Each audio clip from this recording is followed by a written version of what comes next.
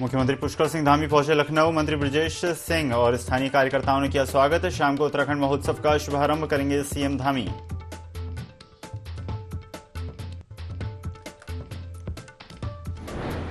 सरदार पटेल की जयंती पर सीएम धामी ने दी श्रद्धांजलि। कहा, सरदार पटेल ने अनेक रियासतों को भारत संघ में एकीकृत करने में अहम भूमिका निभाई।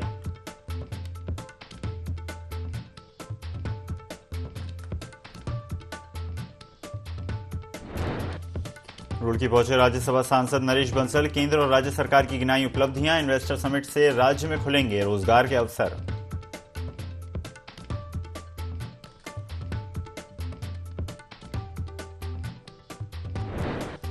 लोकसभा चुनाव की तैयारियों में जुटी भाजपा। तैयारियों के बीच दावेदारों ने पेश की दावेदारी। भाजपा अध्यक्ष महेंद्र भट्ट बोले, भाजपा का चेहरा कमल का फूल।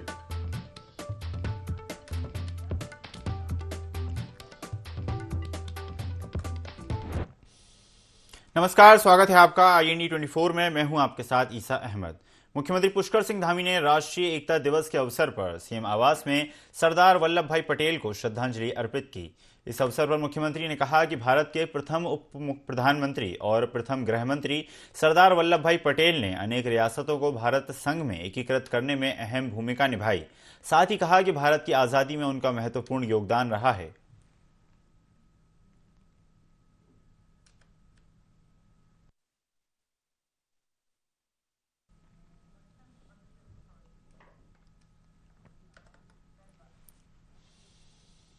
उत्तराखंड के शहरी विकास एवं वित्त मंत्री प्रेमचंद्र अग्रवाल बद्रीनाथ और केदारनाथ धाम पहुंचे, जहां उन्होंने पूजा अर्चना कर प्रदेश की खुशहाली की कामना की।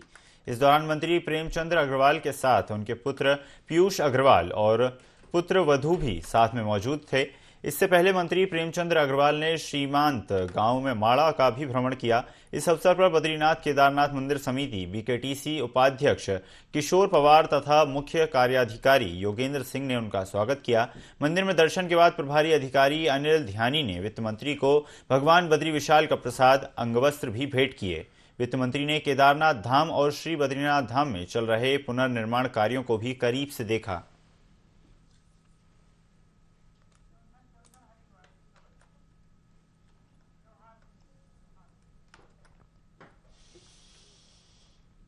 देश का सबसे प्रमुख त्योहार यानी कि दीपावली अब कुछ ही दिनों में आने वाला है, जिसको लेकर मार्केट में लोग खरीदारी करने पहुंच रहे हैं। ऐसे में बाजारों में जाम की स्थिति ना बने और किसी तरह की कोई घटना ना हो, इसलिए पुलिस ने भी अपनी तैयारियां पूरी कर ली हैं, जिसके बारे में हरिद्वार SP सिटी स्वतंत्र कुमार सिंह ने बताया कि त्योहारों को देखते हुए सभी थाना अध्यक्षों के साथ बैठक कर उनको ब्रीफ कर दिया गया है। साथ ही अतिरिक्त पुलिस बल बाजारों में सुबह से शाम ड्यूटी पर लगाया गया है।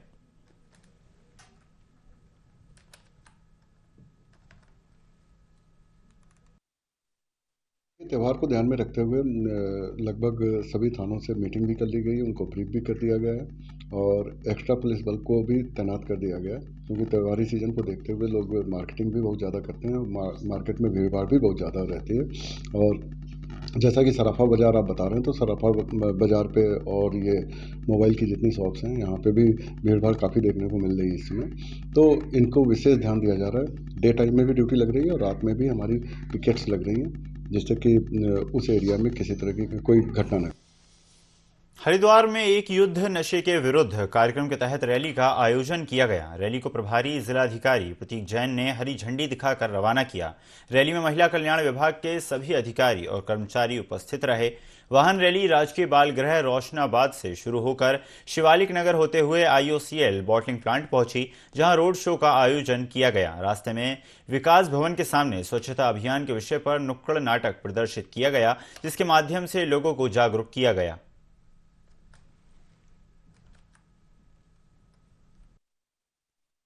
डिस्ट्रिक्ट हरिद्वार में नशा मुक्ति आंदोलन के तहत एक वृहद स्तर पर नशा मुक्ति रैली ऑर्गेनाइज करी है। ये रैली वैसे महिला और बाल कल्याण विकास विभाग द्वारा ऑर्गेनाइज की गई है कि नशे के अगेंस्ट एक हमारे को बहुत अच्छा कैंपेन करना है।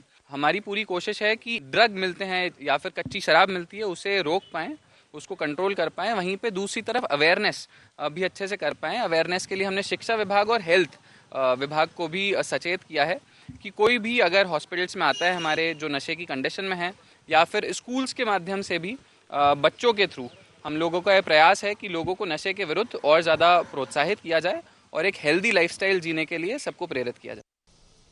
पिथौरागढ़ में पिछले कई सालों से कांग्रेस विधायक नैनी सैनी हवाई सेवा को शुरू करवाने के लिए संघर्ष कर रहे हैं। कांग्रेस विधायक मयूख मेहर का कहना है कि हाई पट्टी का निर्माण 1991 में हो गया था और कांग्रेस सरकार ने 2017 में निःशुल्क हवाई सेवा भी शुरू कर दी थी, लेकिन भाजपा सरकार जब से बनी तब से इस हवाई सेवा का मजाक बनकर रह गया है। धामी सरकार तो लगातार झूठी तारीख पर तारीख देती जा रही है। इसके साथ ही खुद के प्लेन उतर रहे हैं, इनके नेताओं के बड़े बड़े प्लेन उतर रहे हैं, लेकिन जनता के प्लेन उतरने में नियम आड़े आ रहे हैं। फिलहाल विधायक का कहना है कि जब तक इन मांगों का निराकरण नहीं होता है तब तक उनकी ओर से सरकार के खिलाफ धरना दिया जाएगा।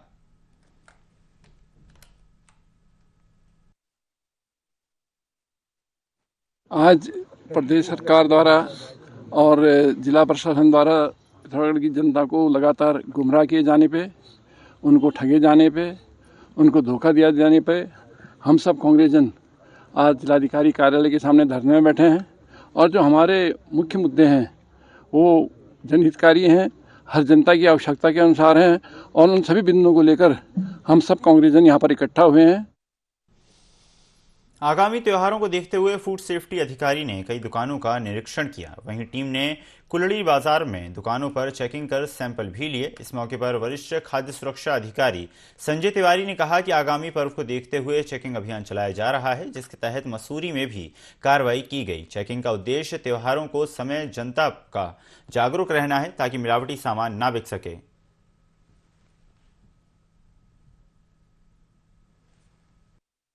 ये दीपावली के त्यौहार के देखते हुए आज कुल्ली मार्केट में जो है अभियान चलाया गया है इंस्पेक्शन का। यहाँ से हमने जो है एक नेचर फ्रूट बर्फ़ी का और एक आंवले का सैंपल लिए हैं, जो कि लैब में भेजा जाएगा और रिपोर्ट आने पर अग्रिम कार्रवाई की जाएगी। फूड सेफ्टी ऑफिसर जो FSSAI उनके द्वारा मसूरी में एक व्यापक चेकिंग अभियान चलाया गया, सैंपलिंग करी गई। हमारा द्वारा कई बार सैंपलिंग का विरोध भी किया गया है। शुरू द्वारा हमें यही बताया जाता है कि ये जो सैंपलिंग है ये अनिवार्य है, इसका होना अति आवश्यक है जनता के स्वास्थ्य के प्रति, व्यापारियों के व्यापार के दृष्टिकोण के प्रति। और हमें उम्मीद है कि इस प्रकार की चेकिंग से व्यापारियों को उत्पीड़न नहीं होगा और जनता को सहूलियत मिलेगी। हर साल एक रूटीन कार्रवाई होती है। त्योहारों को देखते हुए दीपावली जिस हिसाब से आ रही है तो हर साल फूड डिपार्टमेंट की तरफ से इस तरह के सैंपल भरे जाते हैं और जिसमें समस्त हमारे व्यापारी भी इनका संपूर्ण रूप से सहयोग करते हैं और हम लोग भी इनके सहयोग में रहते हैं। और ये एक नियमित प्रक्रिया है जो हर साल इसी तरीके से चलती रहती है। 14 दिन बाद इसकी रिपोर्ट आती है और ये व्यापारी को सूचित कर दिया जाता है उसके बारे में। कोरोना काल के बाद से विभिन्न सरकारी अस्पतालों से निकाले गए कोविड कर्मी अपनी मांगों को लेकर आंदोलन कर रहे हैं और सरकार से समायोजन की मांग कर रहे हैं। एक हफ्ते पहले मांगों पर सुनवाई न होने पर कोविड कर्मचारियों ने राज्यपाल को खून से पत्र लिखकर इच्छा मृत्यु की मांग की थी। उसके बाद अचानक ये कर्मचारी राजभवन पहुंच गए, राज्यपाल से मिलने की जिद पर अड़ गए। हालांकि इस दौरान मौके पर भारी पुलिस बल भी मौजूद रहा। कोविड कर्मचारी संतोष राणा का कहना है कि कर्मचारियों का प्रदर्शन 100 दिनों से अधिक समय से चल रहा है और अब तक करीब 21 से अधिक कर्मचारियों का भूख हड़ताल की वजह से स्वास्थ्य खराब हो चुका है। उसके बावजूद उनकी मांगों को अनसुना किया जा रहा है।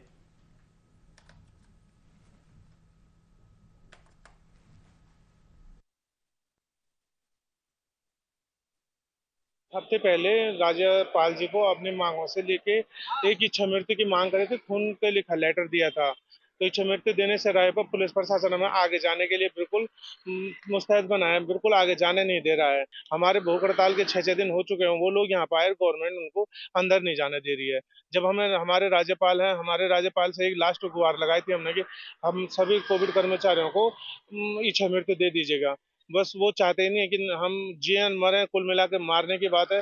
तो वो लोग चाहते ही नहीं कि हमें नौकरी मिले। नौकरी के बाद जब थक हार के हमें नौकरी नहीं चाहिए, हमें इच्छा मृत्यु चाहिए, इच्छा मृत्यु दे दीजिए, बस वही लेने हम गेट बाहर गए। यहाँ पे लोहाघाट के उपजिला अस्पताल में रेडियोलॉजिस्ट के लंबे छुट्टी पर जाने से लगातार समस्याएं सामने आ रही हैं। आपको बता दें, अल्ट्रासाउंड कक्ष में ताला लटक गया है, जिससे मरीजों को काफी परेशानियों का सामना करना पड़ रहा है। अस्पताल में अल्ट्रासाउंड के लिए आई पंचेश्वर क्षेत्र की गर्भवती महिलाएं ने बताया कि वो सुबह से ही अस्पताल में अल्ट्रासाउंड होने की उम्मीद में बैठी थीं।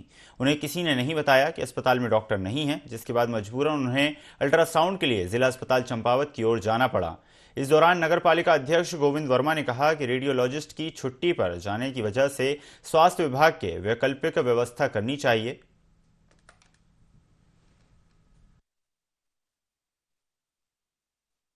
इस 15 दिन की अर्न लीव में है, तो इसी वजह से अल्ट्रासाउंड नहीं हो पा रही है।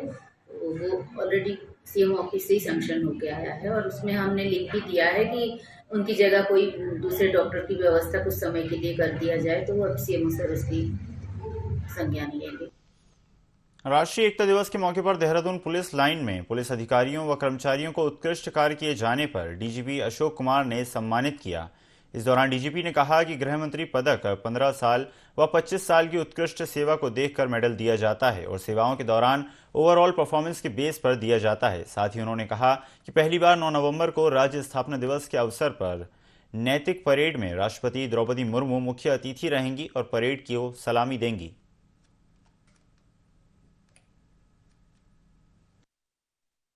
उन्होंने भी उत्कृष्ट कार्य किया है। ये जो माननीय गृह मंत्री पदक है, ये ओवरऑल एसीआर देख करके होता है। कम से कम 15 साल की सर्विस के लिए उत्कृष्ट और 25 साल की सर्विस पे अति उत्कृष्ट मेडल दिए जाते हैं और सेवा के दौरान जो उनका ओवरऑल परफॉर्मेंस है उसके ऊपर बेस दिया जाता है, किसी कार्य विशेष के लिए नहीं दिया जाता है। तो वो आज पदक प्रदान किए गए हैं। साथ ही साथ मैं ये भी बताना चाहूँगा कि ऐसा पहली बार हो रहा है उत्तराखंड राज्य स्थापना के बाद कि 9 नवंबर जो हमारी राज्य स्थापना दिवस की नैतिक परेड होती है, उसमें माननीय राष्ट्रपति महोदया जो है उसकी मुख्य अतिथि होंगी, वो परेड की सलामी लेंगी। हरिद्वार के रिहायशी इलाकों में जंगली जानवरों का आना जाना लगातार जारी है। ताज़ा मामला हरिद्वार के जगदीशपुर क्षेत्र के गणपति धाम फेज 3 कॉलोनी का है, जहां हाथियों का एक झुंड कॉलोनी में देखा गया, जिसका वीडियो स्थानीय निवासियों ने बना लिया। वीडियो में हाथी गन्ने के खेतों में सुबह सुबह घूम रहे हैं। स्थानीय निवासी देवराज शर्मा ने बताया कि आए दिन हाथियों का झुंड कॉलोनी में देखने को मिलता है, जिसकी जानकारी वन विभाग को दी गई है, लेकिन अभी तक कोई कार्रवाई नहीं की गई। वहीं वन विभाग ने बताया कि लगातार हाथियों की मॉनिटरिंग और पूरे क्षेत्र के कर्मचारियों की गश्त किया जा रहा है। प्रदेश में नशा मुक्ति उत्तराखंड 2025 अभियान के तहत एसपी चंपावत देवेंद्र पिंचा के निर्देश पर चंपावत पुलिस का नशे के खिलाफ ऑपरेशन क्रैकडाउन अभियान लगातार जारी है और इसी दौरान सीओ विवेक कुटियाल ने जानकारी देते हुए बताया कि अभियान के तहत चंपावत पुलिस ने अभी तक जिले में कई चरस स्मैक शराब के तस्करों पर कार्रवाई की है और यह अभियान लगातार जारी है, जिसमें पुलिस की कई टीमें लगी हुई हैं। सीओ ने बताया कि इसके अलावा ग्रामीणों को भांग की खेती न करने के लिए प्रेरित किया जा रहा है।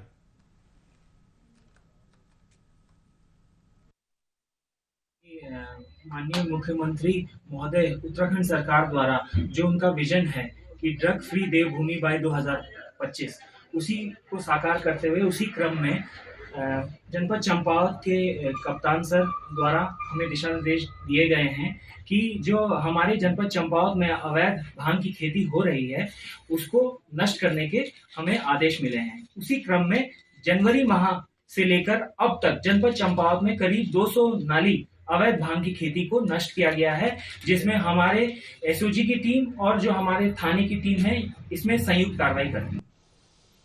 राजधानी देहरादून में मुख्यमंत्री पुष्कर सिंह धामी की अध्यक्षता में कैबिनेट की अहम बैठक हुई, जिसमें 30 प्रस्तावों पर मुहर लगी। बैठक में कुछ अहम फैसले लिए गए, जिनमें मुख्य रूप से शहरी विकास विभाग के अंतर्गत मुनीकृति ढालवाला को श्रेणी 1 में करने का निर्णय लिया गया एवं ग्राम विकास में सहायक लेखाकार के पदों को 70 से 240 किया जाएगा। Rajaji tiger reserve conservation foundation को बनाने का निर्णय बैठक में लिया गया। मुख्यमंत्री मत्स्य संपदा योजना को मंजूरी एवं गौशाला नीति में संशोधन किया गया। साथ ही पहाड़ी क्षेत्रों के सौंदर्य को पर्यटन का मुख्य स्थल बनाने की बात भी कही गई।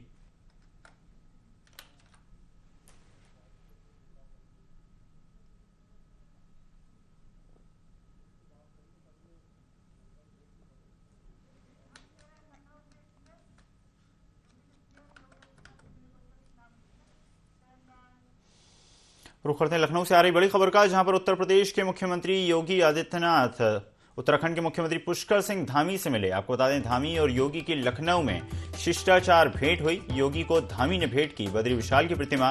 उत्तराखंड के श्री अन्न उत्पाद भी धामी ने किए हैं भेंट। उत्तर प्रदेश के मुख्यमंत्री बाबा योगी आदित्यनाथ ने उत्तराखंड के मुख्यमंत्री पुष्कर सिंह धामी से मुलाकात की। दोनों के बीच शिष्टाचार भेंट हुई। और इस दौरान सीएम पुष्कर सिंह धामी ने उपहार स्वरूप बद्री विशाल की प्रतिमा उन्हें भेंट की। दोनों ही मुख्यमंत्रियों के बीच कई विषयों पर चर्चा हुई, शिष्टाचार भेंट हुई।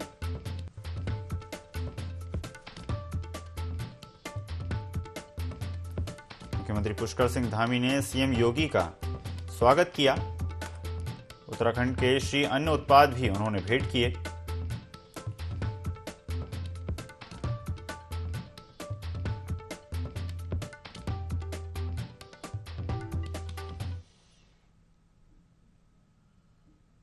बढ़ते हैं खबरों में आगे। मुख्यमंत्री पुष्कर सिंह धामी ने 30 अक्टूबर से 5 नवंबर तक चलने वाले सतर्कता सप्ताह के अंतर्गत भ्रष्टाचार का विरोध करें, राष्ट्र के प्रति समर्पित रहें कार्यक्रम का शुभारंभ किया। सचिवालय में आयोजित कार्यक्रम में मुख्यमंत्री ने घोषणा की है कि सतर्कता विभाग में 103 नए पद सृजित किए जाएंगे। सतर्कता विभाग की कार्यप्रणाली को प्रभावी रूप से बेहतर बनाने के लिए सर्विलांस व तकनीकी विशेषज्ञों की टीम का गठन किया जाएगा। इस अवसर पर मुख्यमंत्री ने अधिकारियों और आरक्षकों को सम्मानित किया। मुख्यमंत्री ने अधिकारियों और कर्मचारियों को सत्यनिष्ठा की प्रतिज्ञा भी दिलाई। इस दौरान सीएम धामी ने कहा कि भ्रष्टाचार पर पूर्णतया रोक लगाने के लिए जागरूकता अभियान नियमित रूप से चलाए जाएं।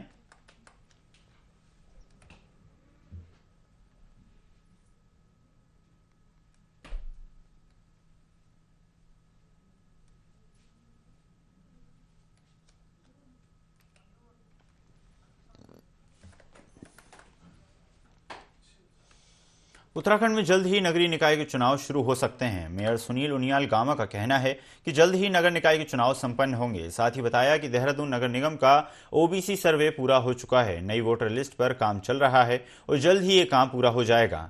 बता दें कि राज्य में निकायों का कार्यकाल 2 दिसंबर को समाप्त हो रहा है। नियम के तहत निकायों के कार्यकाल समाप्त होने से 6 महीने पहले निकाय चुनाव का कार्यक्रम घोषित किया जाता है, लेकिन अब तक निकाय चुनाव का नोटिफिकेशन जारी नहीं किया गया। हालांकि सुनील उनियाल गामा का कहना है कि जल्द ही राज्य में निकाय चुनाव की प्रक्रिया संपन्न होगी।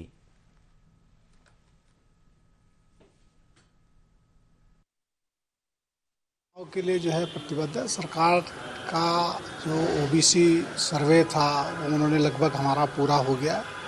वार्डों में कुछ जो निकाय चुनाव होते हैं उसमें वोटर लिस्ट जो है हर 5 साल में नई बनती है। तो ये कुछ काम चल रहे हैं। मुझे लगता है कि थोड़ा सा इसमें विलम्ब हो गया है, लेकिन चुनाव जो है बहुत जल्दी जो है चुनाव जो है निकाय के चुनाव संपन्न होंगे। भारतीय जनता पार्टी ने विधानसभा चुनाव में हारी हुई 23 सीटों पर जीत के लिए सांसदों को जिम्मेदारी दी है। इसके तहत 6 से 17 नवंबर तक सांसद विधानसभा क्षेत्रों में प्रवास करेंगे। पार्टी ने हारी हुई सीटों पर 60% अधिक मतों से जीतने का लक्ष्य रखा है।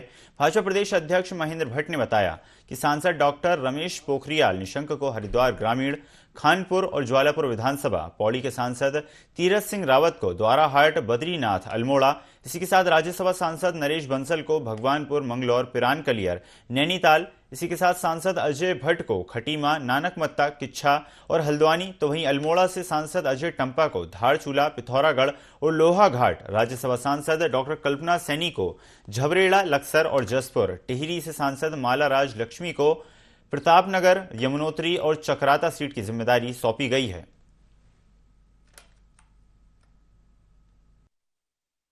जो 7 सांसद से अभी कार्यक्रम मांगा है, इसमें डॉक्टर रमेश और निशंक जी को जो हमने विधानसभा में दी थी हरिद्वार ग्रामीण, खानपुर, ज्वालापुर, द्वाराहाट, तो 6, 7 और 8 तारीख को इन विधानसभाओं में इनकी बैठकें होंगी। तीरथ जी से द्वाराहाट, बद्रीनाथ, अल्मोड़ा 3 विधानसभा का समय लिया है। ये भी 7 और 8 तारीख को ये बैठकें उनके द्वारा होंगी। नरेश बंसल जी पे भगवानपुर, मंगलौर, पिरानकलियर 3 विधानसभाएं हैं। ये 8, 9 और पिरानकलियर का 15 तारीख को इनका प्रवास रहेगा। अजय भट्ट जी के पास खटीमा, नानकमत्ता, किच्छा और नैनीताल, इसमें अजय जी का नैनीताल में हल्द्वानी विधानसभा है, तो हमने खटीमा, नानकमत्ता, किच्छा ये 15, 16, 17 तारीख तय हुई है। अजय टमटा जी को हमने लोहाघाट, धारचूला, पिथौरागढ़ 3 कार्यक्रम अभी दिए हैं। इनमें 6, 7 और 8 तारीख को इनका प्रवास होगा। डॉक्टर कल्पना सैनी राज्यसभा सांसद हैं, झबरेड़ा, लक्सर और जसपुर, इनको भी हमने 6, 7, 8 तारीख की तिथि इनके लिए तय हुई है। महारानी माला राज प्रसाद जी को प्रतापनगर, यमुनोत्री चक्रोता, इनको भी हमने केवल चक्रोता 16 तारीख को जाएंगे और 7-8 तारीख की तिथि हमने तय की है। कुमाऊं के सबसे बड़े कॉलेज एमबीपीजी में छात्र संघ चुनाव की तारीख आते ही सभी प्रत्याशियों ने अपना दमखम दिखाना शुरू कर दिया है। अखिल भारतीय विद्यार्थी परिषद अध्यक्ष पद के उम्मीदवार सूरज रमोला ने जामखा के साथ रैली निकालकर छात्रों को जागरूक किया। बता दें कि 7 तारीख को होने वाले एमबीपीजी कॉलेज के छात्र संघ के चुनाव को लेकर सभी राजनीतिक और गैर राजनीतिक संगठन छात्रों को चुनाव लड़ाने में जुट गए हैं। इसके चलते अखिल भारतीय विद्यार्थी परिषद के अध्यक्ष पद के प्रत्याशी सूरज धमोला ने अपना दमखम दिखाया और रैली के माध्यम से छात्रों को वोट देने की अपील की।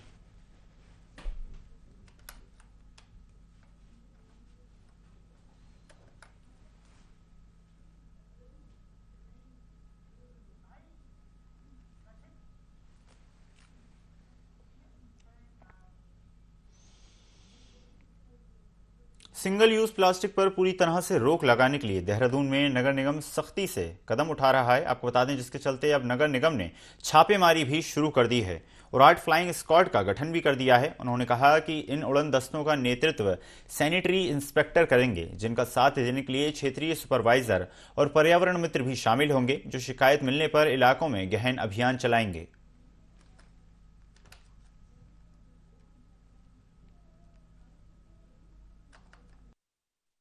ये फ्लाइंग स्क्वाड हम लोगों ने बना दी है, आज ऑर्डर भी पास करा दिया है और लगभग हमारी 8 उड़न दस्ते रहेंगे। उसमें जो है उनका जो वो नेतृत्व जो है वो हमारे सैनिटरी इंस्पेक्टर्स करेंगे। उनका जो है साथ देने के लिए क्षेत्रीय सुपरवाइजर रहेंगे और साथ ही साथ पर्यावरण मित्र रहेंगे।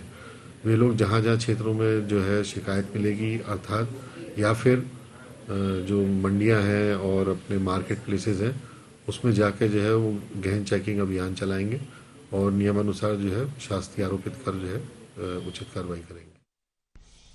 उत्तरकाशी से महज 3 किलोमीटर दूर चामकोट गांव में पिछले 12 सालों से खस्ताहाल सड़क का जिलाधिकारी ने संज्ञान नहीं लिया। जिलाधिकारी उत्तरकाशी ने लोक निर्माण विभाग के अधिशासी अभियंता को फटकार लगाते हुए तुरंत रोड खोलने के आदेश दिए। दरअसल चामकोट गांव की सड़क 2012 की आपदा में बह गई थी, जिस वजह से गांव के लोगों को काफी परेशानियों का सामना करना पड़ता था, जिसके कारण ग्रामीणों ने इस बार लोकसभा चुनाव में वोट न करने का ऐलान किया था।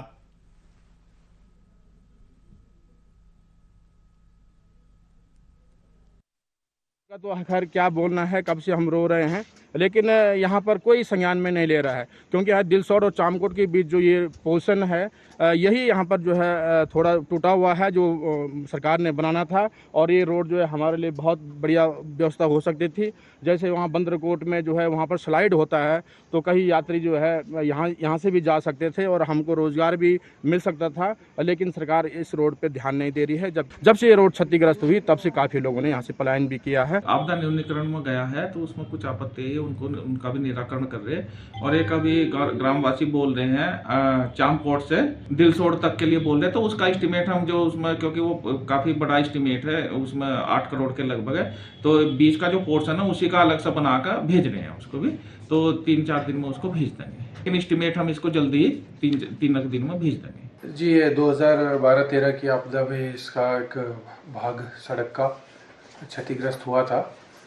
पश्चात वहाँ पे एक वर्तमान स्थिति में भी कुछ मार्ग को लेकर समस्या बनी हुई है और इस पर कार्रवाई के लिए पीडब्ल्यूडी के द्वारा प्रस्ताव बना के शासन को भी प्रेषित किया गया है आपदा न्यूनीकरण में, और इसके अतिरिक्त उनके स्तर से इसमें अभी भी कार्रवाई की जा रही है। और जो अवशेष पोर्शन थे सड़क के दोनों तरफ, उनको भी सुधारने का कार्य बीच में पीडब्ल्यूडी ने उसके मलबा हटाने का और समतलीकरण आदि का कार्य किया था। इस बुलेटिन में फिलहाल इतना ही। खबरों का सिलसिला लगातार जारी है, बने रहिए IND24 के साथ। नमस्कार।